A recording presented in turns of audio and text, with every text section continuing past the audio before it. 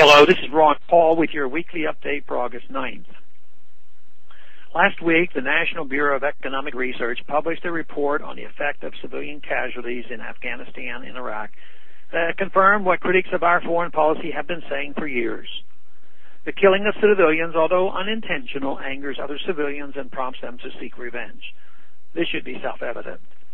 The Central Intelligence Agency has long acknowledged and analyzed the concept of blowback in our foreign policy. It still amazes me that so many think that attacks against our soldiers occupying hostile foreign lands are motivated by hatred toward our system of government at home or by the religion of the attackers. In fact, most of the anger toward us is rooted in reactions toward seeing their mothers, fathers, sisters, brothers, and other loved ones being killed by a foreign army. No matter our intention, the violence of our militarism in foreign lands causes those residents to seek revenge if innocents are killed. One does not have to be a Muslim to react this way, just human.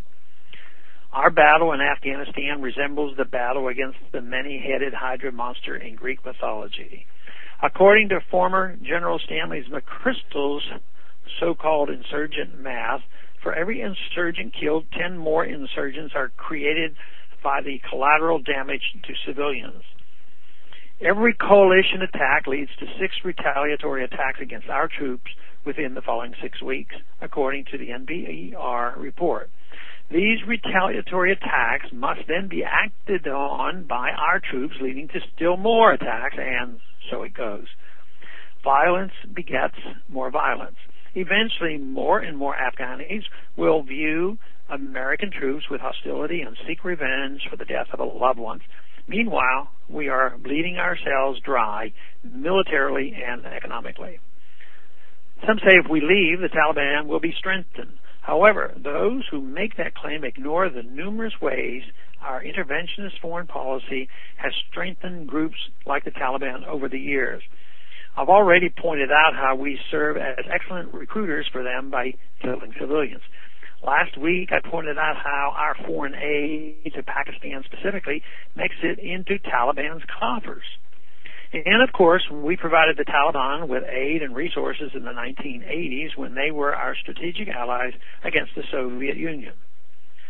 For example, our CIA supplied them with Stinger missiles to use against the Soviets, which are strikingly similar to the ones now allegedly used against us on the same battlefield according to those WikiLeaks documents. As usual, our friends have a funny way of turning against us. Manuel Noriega and Saddam Hussein are also prime examples. Yet Congress never seems to acknowledge the blowback that results from our interventionism of the past. Our war against the Taliban is going about as well as our war on drugs or our war on poverty or any of our government's wars. They all tend to create more of the thing they purport to eradicate, thereby dodging any excuse to draw down and come to an end. It is hard to imagine even winning anything this way. We have done enough damage in Afghanistan, both to the Afghan people and to ourselves. It's time to reevaluate the situation. It's time to come home. Thanks for calling this update. A new update is placed on this number, 888-322-1414, every Monday.